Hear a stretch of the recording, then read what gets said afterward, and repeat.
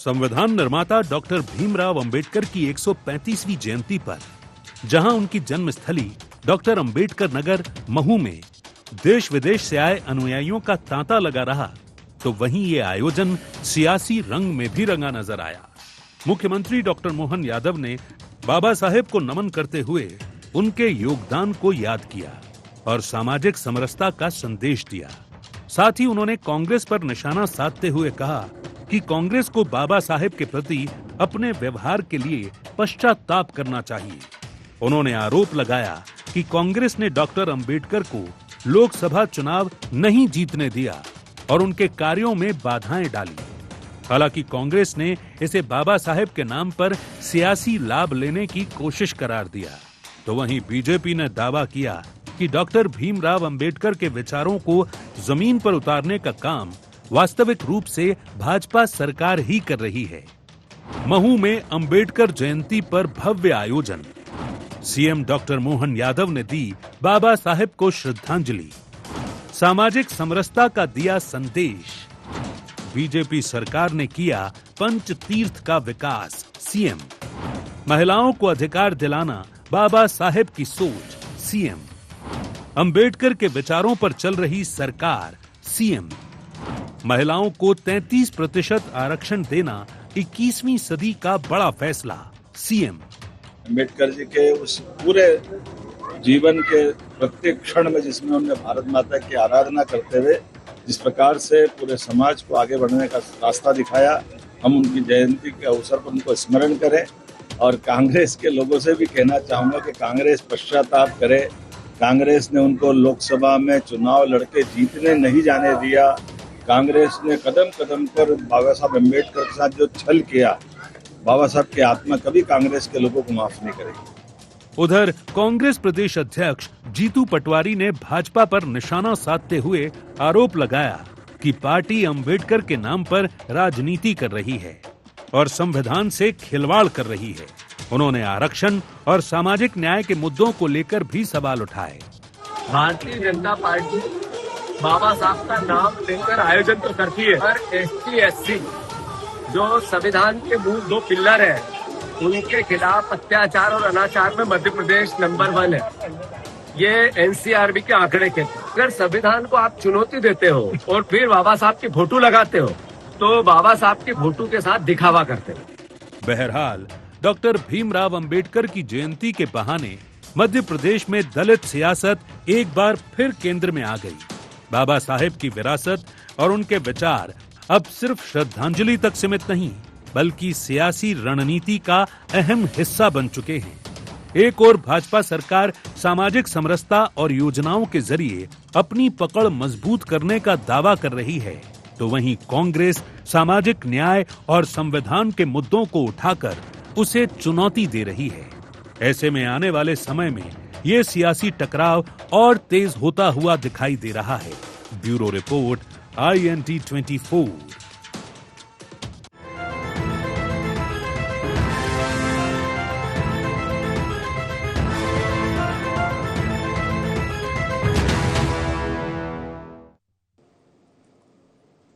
नमस्कार, INT agenda Ambedkar पर घमासान में आप सभी का स्वागत है। मैं हूं आपके साथ दिव्यांशु जोशी।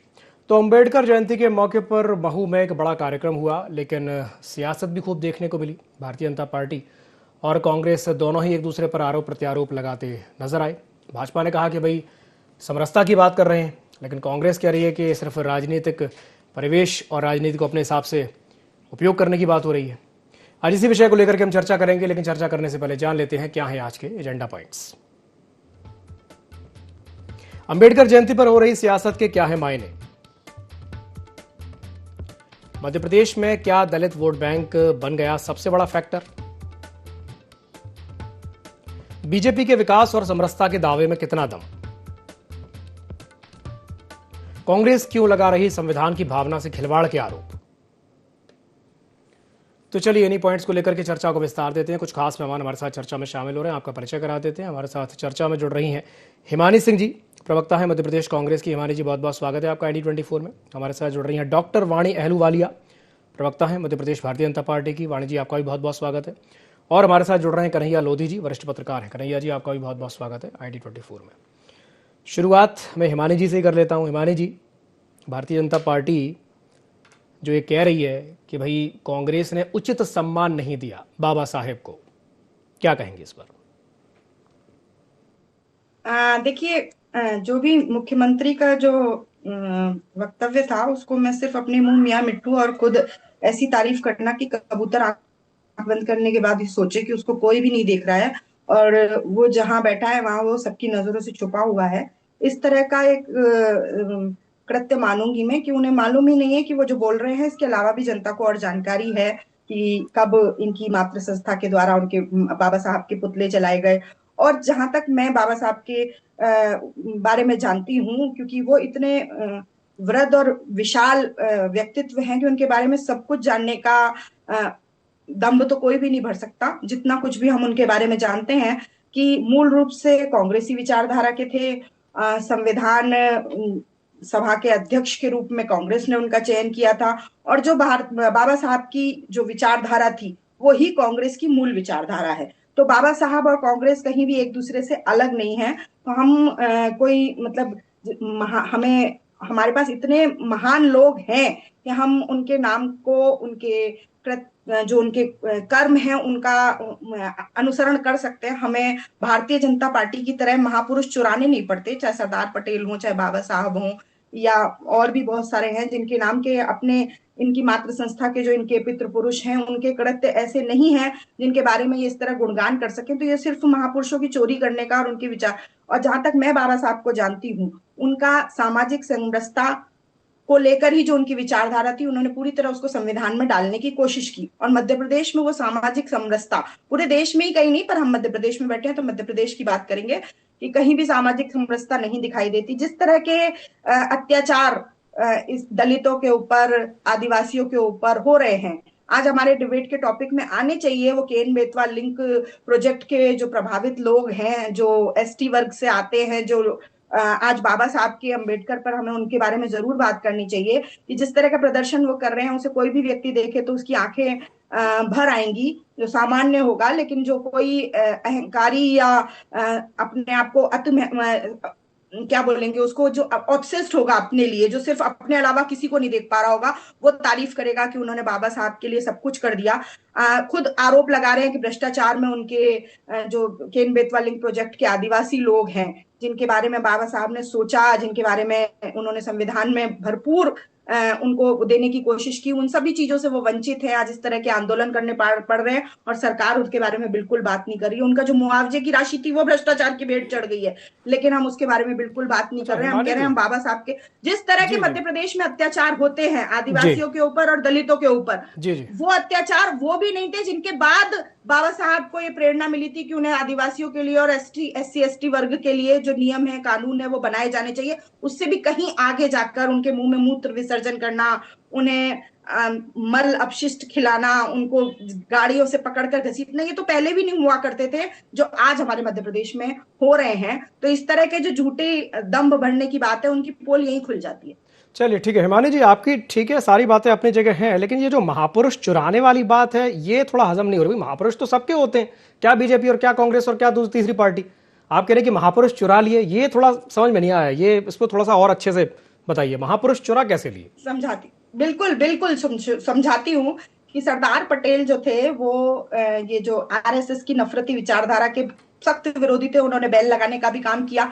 आज सरदार पटेल के नाम पर भारतीय जनता पार्टी अपनी राजनीति चमकाने का प्रयास करती है। बाबा साहब अंबेडकर जो भारतीय जनता पार्टी की जो पुरानी संस्था थी जनसंघ, और वो उनकी विचारधारा से बिल्कुल सहमत नहीं थे और कहीं ना कहीं उसी विचारधारा के अपोज में उन्होंने संविधान में कुछ चीजें रखी जो कि चाहे आप मनुवादिता की उसको ले लो, जिसके ऊपर भारतीय जनता पार्टी आधारित है, जिस नफरती सोच के ऊपर भारतीय जनता पार्टी आधारित है, उसके सख्त विरोधी थे बाबा साहब। और आप सिर्फ वक्तव्यों में या आपने तीर्थ बना दिए, बाबा साहब तो इन सब चीजों में विश्वास ही नहीं करते थे। ये सब चीजों में उनका तो सबसे बड़ा मूल सिद्धांत ही था कि समाज में सामाजिक समरसता आ जाए, हर इंसान के अंदर वो ईश्वर वास करता है, ये सम्मान हर किसी को मिल जाए, आप मुझे ईश्वर और मैं आपको ईश्वर समझने लगूं और एक दूसरे का सम्मान करने लगे, इससे समाज का जो उत्थान हो सकता है वो तीर्थ बनाने से या उनके नाम के वो जो आयोजन बनाने से वो कभी भी नहीं हो सकता। बाबा साहब तो इस विचारधारा को मानते ही नहीं थे। तो सामाजिक समरसता गायब है और आप बाबा साहब अम्बेडकर के नाम से माला जप रहे हैं और बड़े बड़े स्टेटमेंट्स दे रहे हैं। चलिए प्रतिक्रिया ले लेते हैं जी। वाणी जी क्या कहेंगे वाणी जी की बात पर? जी, मैं सबसे पहले तो दिव्यांशु जी, कन्हैया जी, हिमानी जी और तमाम श्रोताओं को नमस्कार करूंगी। आज अंबेडकर जी की जयंती पर पूरे प्रदेशवासियों को, देशवासियों को शुभकामनाएं दूंगी। और एक ऐतिहासिक क्षण है जिसका एक कल्पना, जिसका एक स्वप्न बाबा साहेब ने उस समय पर देखा था, महिला सशक्तिकरण का, जो आज सार्थक होने जा रहा है। जो महिला शक्ति वंदन अधिनियम लागू होगा उसमें महिलाओं की जो चूड़ियों की सनसनाहट है वो अब बनेगी, देश की सशक्तिकरण का एक माध्यम बनेंगे। तो ये देश का बल होगा और इसके लिए मैं सबका अभिनंदन करती हूँ, हमारे शीर्ष नेतृत्व का अभिनंदन करती हूँ। हिमानी जी ने बहुत अच्छी बातें कही। महापुरुषों का बिल्कुल देखिए, हम किसी को हाईजैक नहीं करते, परंतु कांग्रेस पार्टी निरंतर महापुरुषों का व्यापार करने लग गई है। और ये इसलिए कि जो बड़ी बड़ी बातें अभी हिमानी जी ने कही, चाहे आरक्षण की हो, चाहे संवैधानिक मूल्यों की हो, तो हम जानते हैं संविधान के नाम पर असंवैधानिक कृत्य किसने किए हैं। शुरू करते हैं तो शायद उस क्रम में सबसे पहला नाम इंदिरा गांधी का ही आएगा, जिन्होंने संविधान का गला घोंटा। जो एक इमरजेंसी लगाने की जो प्रक्रिया थी, क्योंकि उनको इलाहाबाद हाईकोर्ट से फटकार मिली थी, तो उन्होंने अपना रोष वहां जाहिर किया। दूसरा मैं उदाहरण देती हूं, आप बात करती हैं SC ST के हक की। दक्षिण भारत में कांग्रेस सरकार ने 4% जो OBC आरक्षण है किसको दिया?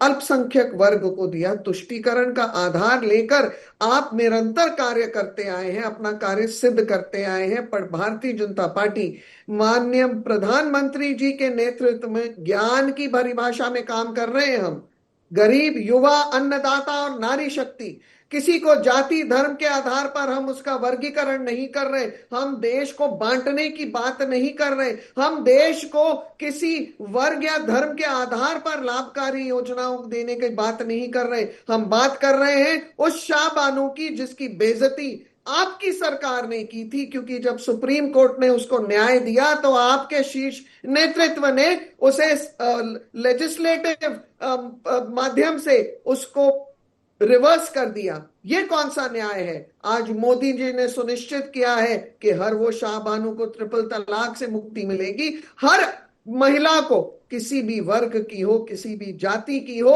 उसे 33% आरक्षण में उसे स्थान मिलेगा। उन्होंने सुनिश्चित किया है कि ज्ञान की परिभाषा में हम विकास के पहिए को रफ्तार देंगे। विकसित भारत की ये नई तस्वीर उसी के आधार पे बनेगी। और हिमानी जी, ये तो जग जानता है कि नेहरू जी विरोध करते थे, विरोध ही नहीं, वो नफरत करते थे बाबा साहेब से। उन्होंने उनको चुनाव में भी हराने का पूरा समर्थन दिया, उन्होंने उनके लिए प्रचार किया।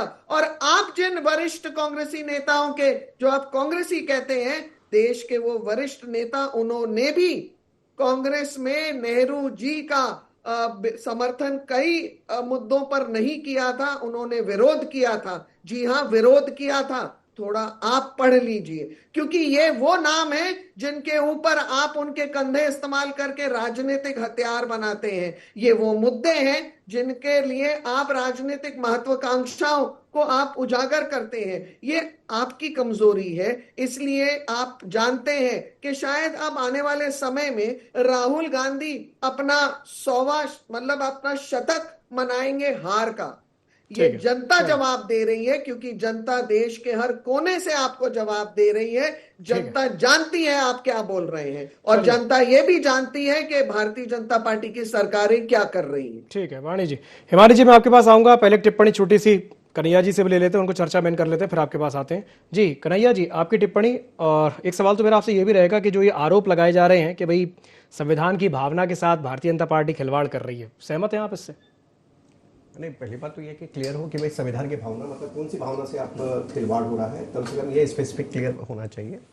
अभी जैसे ताज़ा मुद्दा मध्य प्रदेश में मैं देख रहा हूँ कि अभी यूसीसी वाली जो बात आ रही है, आज जो कार्यक्रम हुआ है उसमें भी ज़्यादातर जो कांग्रेस के नेताओं ने जो बातें रखी वो यूसीसी वाली बात को लेकर के जो बात की, और बोले कि वो राज्य सरकार है, संविधान की जो मूल भावना है उसके साथ में छेड़छाड़ कर रही है।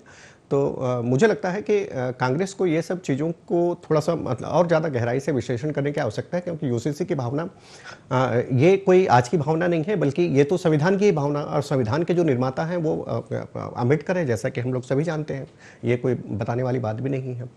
और दूसरी बात मैं ये कहूँगा कि जैसे जहाँ तक अंबेडकर जी की स्वीकार्यता की बात है, तो ये तो मतलब सर्व स्वीकार है, वो कोई न तो वो भाजपा के हैं न तो वो कांग्रेस के हैं। ये बात सही है कि उस समय बीजेपी उस समय अस्तित्व में नहीं थे, जिस समय कि इनका जो है वो राजनीतिक जो आज़ादी के समय की जब बात आती है, जब 48-49 में जब लोकसभा चुनाव की जब बात आई, तो किस तरह से मतलब अंबेडकर जी को सर्वाइव करना पड़ा चुनाव जीतने के लिए, वो भी एक दस्तावेज है, कोई मैं बताऊंगा तो ही जाकर के मतलब वो क्लियर होगा, ये वाली बात भी नहीं है। तो कहीं ना कहीं उन्होंने जब ये वाली बात आती है कि जब कांग्रेस ये कहती है कि भाई अंबेडकर जी हमारे हैं, तो बिल्कुल निसंदेह वो आपके ही थे। लेकिन क्या होता है कि जब आप मतलब उस दौर में जब नेहरू जी की जब सरकार थी, तो उस समय जब चुनाव की बात आई, तो जिस तरह से उनके साथ में परिस्थितियां निर्मित हुई, तो वो बीजेपी को मौका मिला, वो जो विषय उनसे जुड़े हुए जो घटनाक्रम है उनको केस करने का, उनको अपने फेवर में करने का और बताने का, आपको कटघरे में खड़ा करने का। और वो एक नहीं बल्कि बहुत सारे घटनाक्रम है जिसको लेकर के जो है वो कांग्रेस ने ऐसे कृत्य किए जिसकी वजह से बीजेपी को ये मौका मिला। और अंबेडकर जी तो मतलब शुरू में जो है भले ही वो कांग्रेस के फेवर में रहे, लेकिन बाद में वो भी कांग्रेस से भी उनका वो मोहभंग हो गया।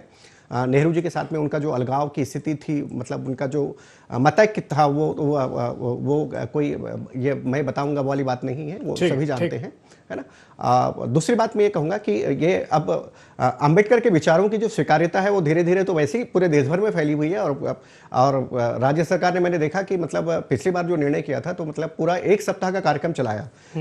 जो कल वाली जो कैबिनेट, मतलब उससे पहले जो कल जो कैबिनेट हुई, उससे पहले वाली जो कैबिनेट हुई थी, पिछले मंगलवार को जब कैबिनेट हुई, तो राज्य सरकार ने निर्णय लिया था कि हम पूरे एक सप्ताह का कार्यक्रम चलाएंगे। तो इसमें क्या है कि न सिर्फ स्टेट स्तर पे, राज्य स्तर पे जो कार्यक्रम हुआ है वो भिंड में, और उसके ये कि भाई जनपद से लेकर के ब्लॉक वगैरह जिला स्तर पे राज्य सरकार ने कार्यक्रम किए हैं, उसमें सभी जो प्रभारी मंत्री हैं उनकी उपस्थिति सुनिश्चित की है। तो मुझे लगता है कि विचारों को मतलब आज जो है उनके विचारों को ज्यादा पल्लवित और पुष्पित करने का जो काम है, मुझे लगता है कि बीजेपी ज्यादा बेटर तरीके से की है बनिस्बत की कांग्रेस के।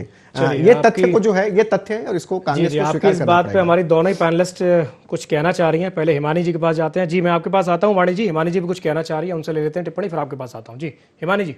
माफी के साथ मुझे भी ऐसा लगता है कन्हैया जी जिस टाइटल के साथ यहाँ बैठे हैं उसके साथ न्याय नहीं कर पाए, क्योंकि अगर आप बहुत सारे स्टेटमेंट्स की बात कर रहे थे पर आप एक पे ही अटक कर रह गए। आप आरएसएस द्वारा, भारतीय जनता पार्टी की जो मातृ संस्था है, उसके द्वारा 12 दिसंबर 1949 को अंबेडकर का पुतला दहन करने का जो वक्तव्य था वो भूल गए, या फिर आपकी जो ये जानकारी थी उसमें था नहीं, या आपकी जानकारी सेलेक्टिव रखी आपने, तो आप न्याय नहीं कर पाए जिस टाइटल के साथ आप बैठे थे।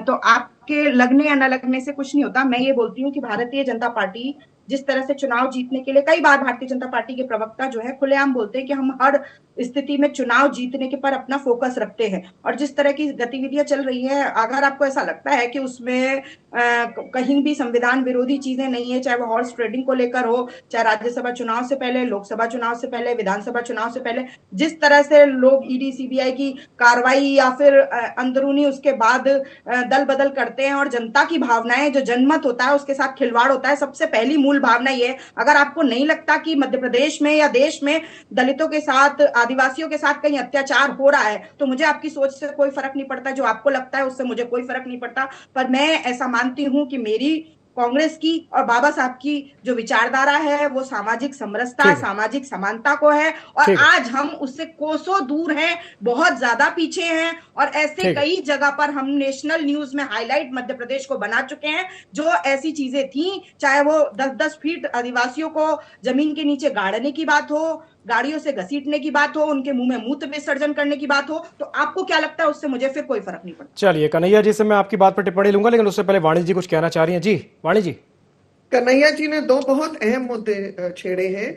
देखिए, यूसीसी का जो हम कानून की बात कर रहे हैं वो हमारे डायरेक्टिव प्रिंसिपल्स का मूल सिद्धांत है। समान नागरिक संहिता से राष्ट्रीय एकता और लैंगिक समानता होगी। और हिमानी जी, गोवा जैसे प्रदेश में जहां पर ज्यादा आबादी क्रिश्चियन ईसाइयों की है, वहां इसे स्वीकारा भी गया है और इसे लागू भी करा गया है। तो इससे स्पष्ट और साफ होता है कि जाति और धर्म का भेद नहीं, परंतु एक मनुष्य की सामान्यता का हम विचार कर रहे हैं, और यही हमारे संवैधानिक हम प्रतिबद्धता है जिसको हम आप आज सिद्ध कर रहे हैं। दूसरी टिप्पणी, हिमानी जी, आपको इतिहास के बारे में मुझे लगता है थोड़ा बारीकी से अध्ययन करना चाहिए। जिस विरोध प्रदर्शन की आप बात कर रहे हैं उसमें कौन कांग्रेसी थे, जरा पढ़ लीजिए कौन थे। क्योंकि बाबा साहेब आम्बेडकर 1939 में संघ शिक्षा वर्ग में अकस्मात दोपहर के समय पहुंचे थे। हिमानी जी हर डिबेट में बीच में बोलती है। संघ शिक्षा वर्ग में अकस्मात भोजन के समय पहुंचे थे। डॉक्टर साहब थे वहां पे, उन्होंने बौद्धिक जो होना था भोजन के बाद उसको स्थगित करके बाबा साहेब का बौद्धिक वहां करवाया था। उसका मैं आपको शीर्ष भी बताती हूं, भारत की दलित समस्या और दलित उद्धार। इसलिए मैं आपको बहुत स्पष्ट करती हूं, पहले इतिहास का वर्णन जान लीजिए और फिर उस पर टिप्पणी कीजिए। थोड़ा सा आप भी पढ़ लीजिए, थोड़ा सा मैं आपको वक्त दूंगा, बिल्कुल दूंगा। जी ओबीसी आरक्षण थोड़ा सा संख्यकों को थोड़ा सा ठीक है, ठीक है, ठीक है। अहंकारी मत बनिए कि आप सब जानती हैं। मैंने तो पहले ही कह दिया था कि मैं बहुत थोड़ा जानती हूँ, पहले ही कह चुकी हूँ मैं कि मैं बहुत थोड़ा जानती हूँ। आपकी तरह अहंकारी नहीं हूँ कि सब कुछ जानती हूँ, ऐसा दम्भ बढ़ती हूँ। शुरुआती स्टेटमेंट में मैंने कह दिया था कि मैं बहुत कम जानती हूँ। ठीक है, आपकी जितनी अहंकारी नहीं हूँ मैं।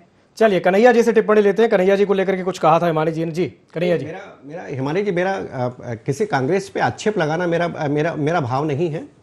उसको कटघरे पे खड़ा करना मेरा भाव नहीं था। जो तथ्य है, जो जगजाहिर है, मैंने सिर्फ वही बात कही है। मैंने कोई ऐसी बातें नहीं कही थी कि जो कोई बहुत ही मतलब बिल्कुल पब्लिक डोमेन में नहीं है।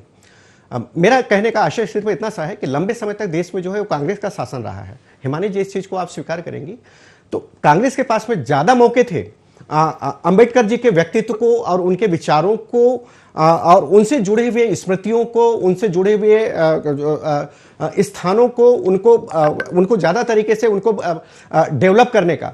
लेकिन जैसे ही बीजेपी की सरकार मध्य प्रदेश में, यदि मैं सिर्फ मध्य प्रदेश के संदर्भ की बात करूं, केंद्र सरकार सेकेंडरी चीज है, तो मैंने देखा कि आप जो महू का डेवलपमेंट आप देख लीजिए 2003 से पहले जब कांग्रेस की सरकार थी और आज की ताजा स्थिति क्या है।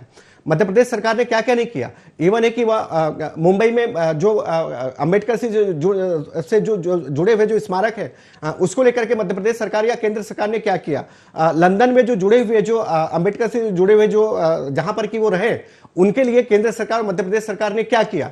इवन है कि दिल्ली में जो इतना बड़ा जो स्मारक बना है, ये मौका तो कांग्रेस के पास में भी था ना। कांग्रेस भी सरकार लंबे समय तक केंद्र में शासित रही, तो उनके पास में तो मौका था कि उनसे जुड़ी हुई स्मृतियों को संजो करके रखे और उनको उतना जो सम्मान है, जितने की हम लोग जुबानी जो हम बातों में कहते हैं, वो हमको ग्राउंड में दिखता, उतना नहीं दिखता। ये इस चीज को तो स्वीकार करना पड़ेगा। मैं कांग्रेस का व्यक्तिगत रूप से कोई इसको लेकर के मैं आपको आलोचना नहीं कर रहा हूं। ये जो तथ्य है उसकी बात कर रहा हूं। मैं एक वाक्य और जोड़ने का प्रयत्न करूंगी। 1971 में इंदिरा गांधी जी को भारत रत्न दिया गया इंडो पाक वॉर के बाद।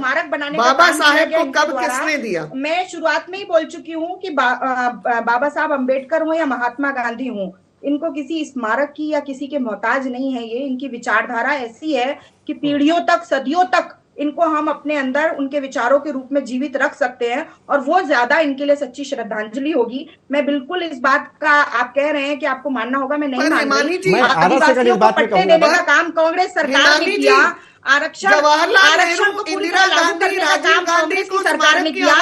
आदिवासियों के पट्टों को भारतीय जनता पार्टी के लोग मैनिपुलेट करके इनके संजय मध्य प्रदेश की अगर बात करें, शायद आपको कन्हैया जी ये भी नहीं मालूम है कि संजय पाठक ने आदिवासियों के पट्टे मैनिपुलेट करके अपने नाम करवा लिए, और कितने प्रशासनिक अधिकारी हैं जिन्होंने विशेष अपने अधिकार का प्रयोग करते हुए राजनीतिक भारतीय जनता पार्टी के कोर्ट में है वो मामला, के पट्टे दे दिए। आपको लगता है कि उनके स्मारक बनाने से ज्यादा जरूरी एक काम नहीं था कि उनकी जमीनें जो उनको अधिकार के रूप में दी गई थी कांग्रेस सरकार में, कि वो उनको ना बेचें? तो आप क्या ये कहना चाहती हैं हिमानी जी लाने के लिए कि जो स्मारक बने हैं इंदिरा गांधी, राजीव गांधी के नाम पर, वो नेशनल हेरिटेज की हमको तुलना करनी चाहिए उनसे? उनकी आत्मा को शांति मिल जाएगी और उनकी विचारधारा को पोषण मिल जाएगा। तो फिर फिर भी आपको लगता है कि विचारों से सहमत होना चाहिए? नेशनल हेरिटेज की तुलना हम इंदिरा गांधी और राजीव गांधी के स्मारक से करना चाहिए। बिल्कुल एक चीज वाणी जी ने सही बोली कि वो किसी जाति किसी का भेद नहीं करते, वो सभी के ऊपर समान रूप से अत्याचार करते हैं, चाहे वो किसान हो, चाहे वो महिलाएं हो, चाहे वो आदिवासी हो, चाहे वो एससी हो, चाहे वो युवा हो, सबके ऊपर लाठियां चलवाने का काम करते हैं, सबको मारने पीटने का काम करते हैं, सबके ऊपर समान रूप से अत्याचार करवाते हैं। ठीक है, कन्हैया जी कुछ कहना चाह रहे हैं? जी कन्हैया जी। प्रदेश में अगर कोई संरक्षित है तो वो सिर्फ भारतीय जनता पार्टी का कार्यकर्ता है। ठीक है, चलिए ठीक है जी। मानी जी, मैं वही बात, यदि आप ये कह रही हैं कि अंबेडकर जी को यदि किसी स्मारक की जरूरत नहीं है, किसी नाम की जरूरत नहीं है, तो आपको दोनों चीजें समान रूप से दिखानी चाहिए। मैं इसी बात मैं आपकी किसी भी बात से सहमत नहीं हो सकती। आप ब्लैक एंड व्हाइट नहीं दिखा सकते। सहमति आप या तो दोनों को ग्रे दिखाइए, या तो दोनों को ग्रे दिखाइए, या दोनों को ब्लैक दिखाइए। बातों का मैं प्रतिकार से आप बैठे हैं, आपको न्यूट्रल होना पड़ेगा। आप सिर्फ एक तरफा बात कर रहे हैं और आप उसके बाद चाह रहे हैं मैं सिर्फ तथ्यों की बात कर रहा हूँ।